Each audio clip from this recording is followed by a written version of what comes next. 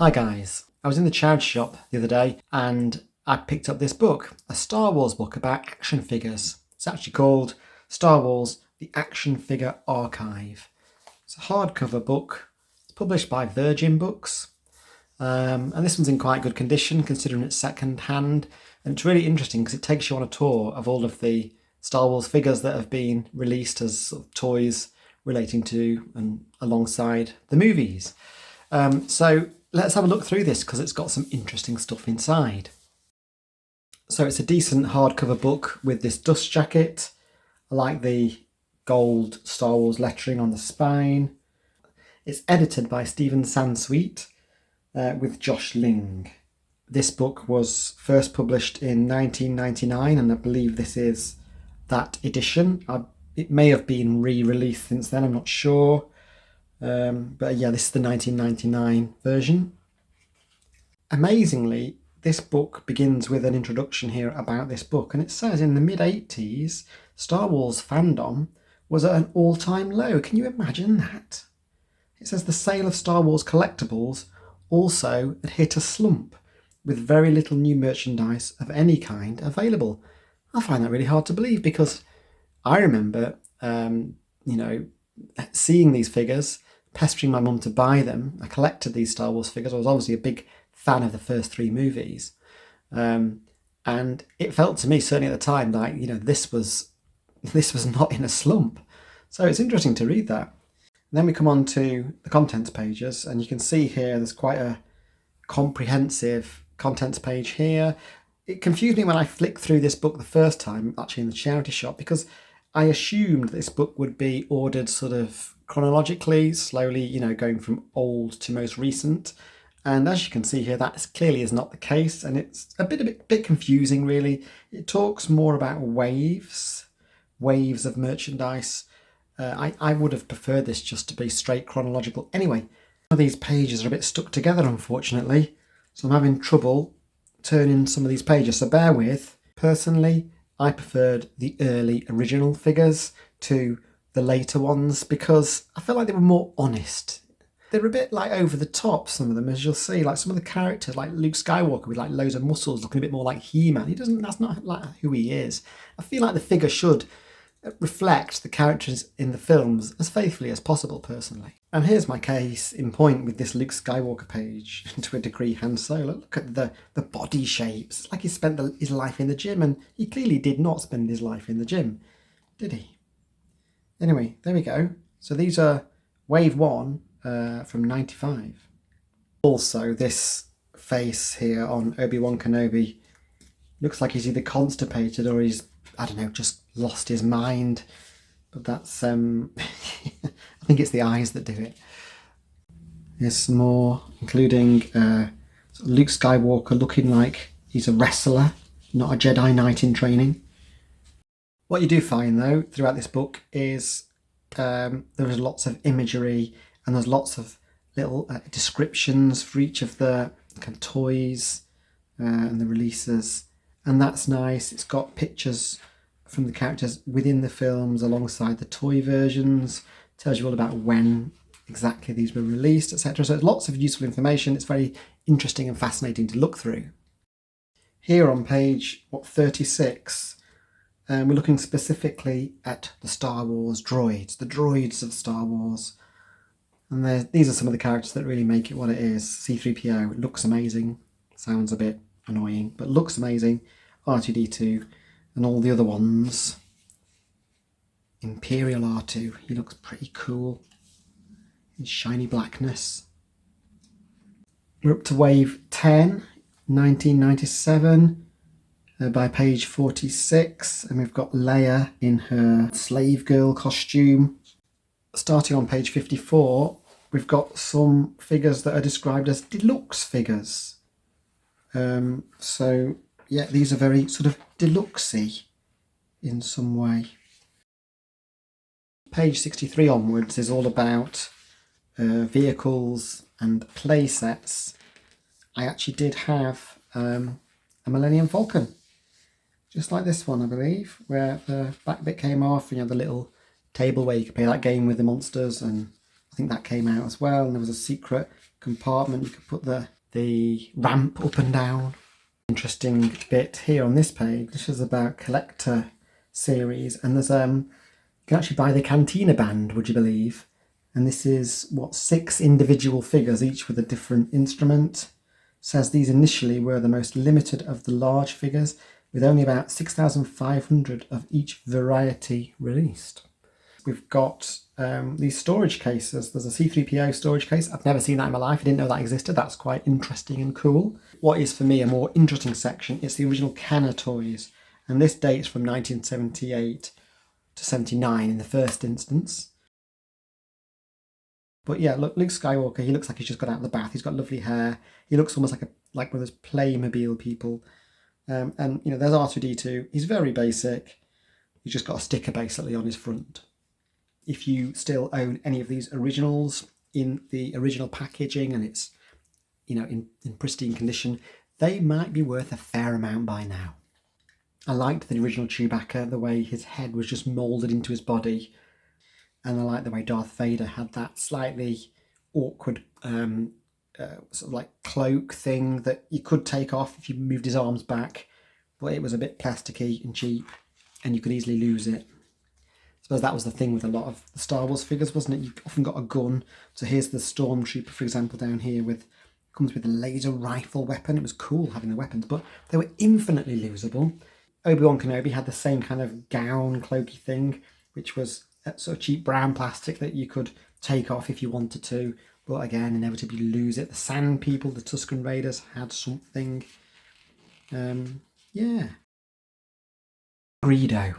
I think he was one of the first figures I owned, and I really liked him in the film. And I think in that first film when he gets shot, sorry for the spoiler, but surely everyone's seen that now, haven't they? But when he gets shot, I sort of felt a bit sorry for him, actually. Snaggletooth was cool. I remember the Snaggletooth figure because it was quite a bit smaller than your average figure. It was Diddy, and it felt a bit special because of that. Anyway, yeah, weapons. I really like the fact that you got individual weapons with the characters. I really like the X-Wing pilot version of Luke Skywalker with his bright orange clothing. He was cool in his helmet. Look at this. I'd never seen these before. There's some action figure multi-packs here on page 94 where you could buy, you know, basically 3 characters in one go. I wonder whether that was just in the United States, maybe. Never saw any in the UK like that. Right, we've got more Kenner toys from page 95 onwards. This is from 1980 to 1982. Yeah, the Han Solo Hoth outfit was cool. Liked his legs. And I absolutely loved that Bosk figure. I think I had more than one of them.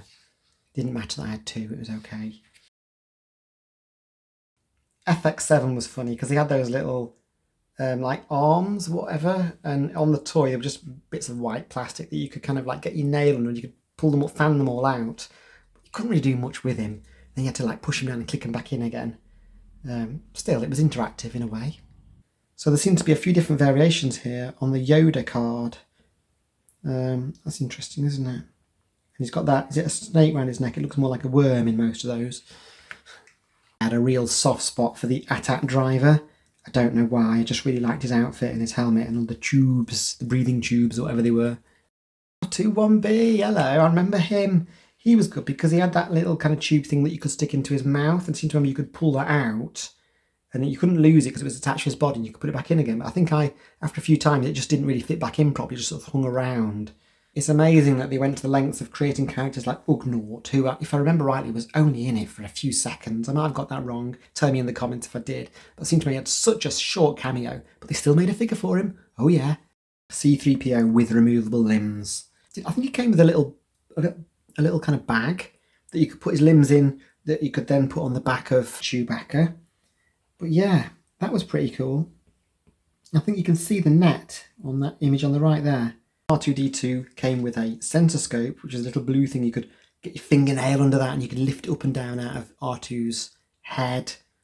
You know, if that sort of thing floated your boat. I remember that. I had one of those. The Imperial TIE Fighter pilot, who was all black, was amazing. And I seem to remember, I don't know why, but he smelt really amazing. He smelt of like strawberry or something.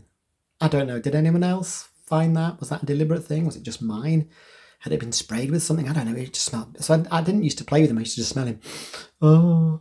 The next section from page 109 onwards is the Return of the Jedi kind of wave of the Kenner toys.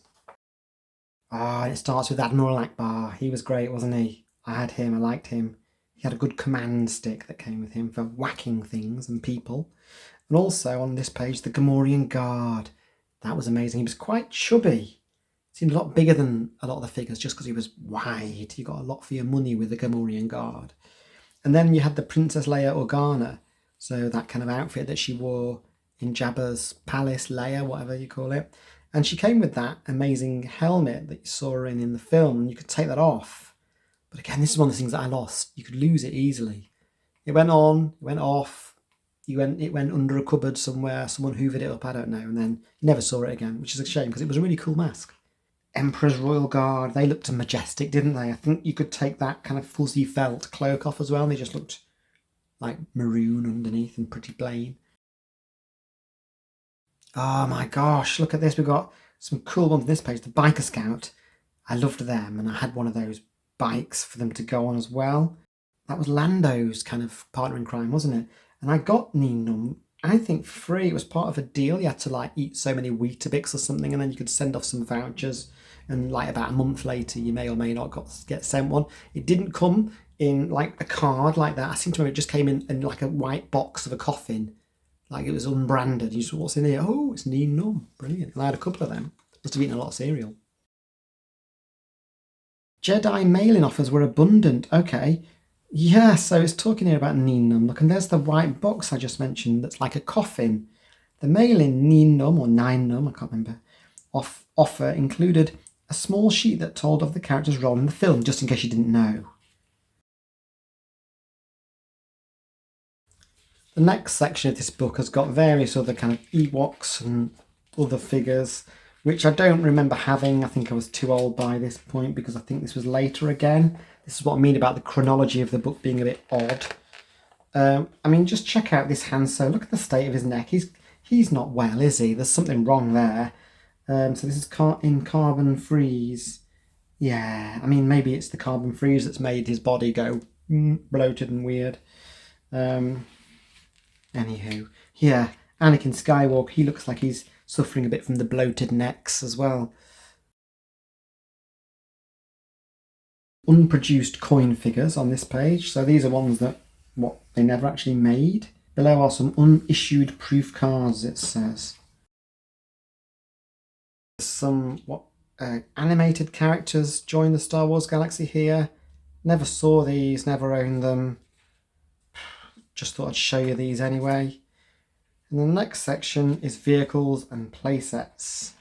So going back to 1978 to 1985 again, jumping all over the place. Let's see if we can recognise. I definitely had an X-Wing fighter. I had a land speeder. They were cool. Had a lot of these, to be honest. And the Millennium Falcon, or the Millennium Falcon, as a lot of people used to call it by accident. I did not have a Jawa Sandcrawler. I did not have one of these patrol dewbacks. They look pretty cool. But I did have the land speeder. And I did have a Tauntaun. You could open it up. Yeah, look, you can see in the bottom right corner there. You could actually open it up. And if you really had strong fingers, you could cram a character in. You could nearly get it in. I don't think you could quite get it all in.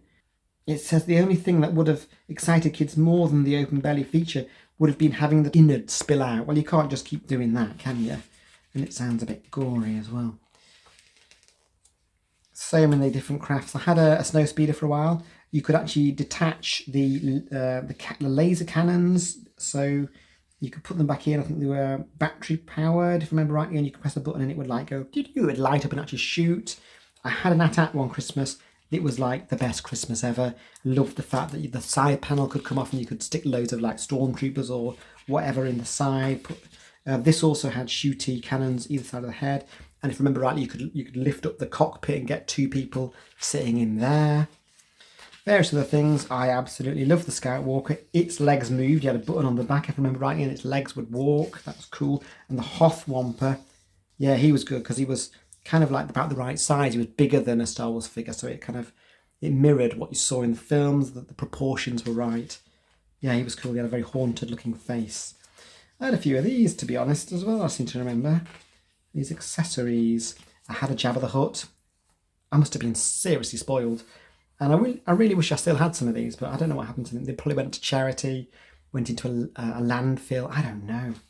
But yeah, Jabba the Hutt's cool. Came with Salacious Crumb and bits and bobs. Also, the Rancor monster. I don't feel like this book is giving the Rancor monster enough real estate. It needs a full page. This was a massive beast of a thing. And you could actually get a figure into its mouth. I seem to remember you had a button where you could open its mouth on the back, and you could shove Luke Skywalker in or whatever. Yeah, and amazing claws, massive long claws. But yeah, it needed a bigger page and more photos. I really wish I still had the Rancor monster. It would be cool just to sit on one of the shelves behind me here. Maybe up there, and I don't know. Wish I still had it, but it's gone. Here's a page about some 12-inch figures. I never had any of these. A short life for the 12-inch line, it said. But most buyers preferred the smaller figures, it says, so they weren't very popular. The line was cancelled in 1980. Some other stuff here, some updates. People looking a bit more muscular than they probably were in the film. Just skip over these pages, really. I'm getting a little bit of sort of figure fatigue now. I've looked at so many. Oh, I like these. These are cool. But yeah, we've seen a lot, haven't we? This book is very comprehensive. What are these? Epic Force figures, released in 1998. These sort of come on their own little pedestals. Look pretty awesome. I like the way C-3PO has lost his leg here. I like the fact this book covers Star Wars, The Empire Strikes Back and Return of the Jedi. Those are the films that I'm most familiar with, and those are the films I actually got the figures for. I'm sure there's loads of figures that have been since released for all the other, 6 films and all the add-on ones, etc. There must be loads. But I like these. These are the ones that I had as a child. And it's a great book, a great little resource for looking back at. And it's a little trip down memory lane. Thanks for watching this video. Hope to see you next time. Bye for now.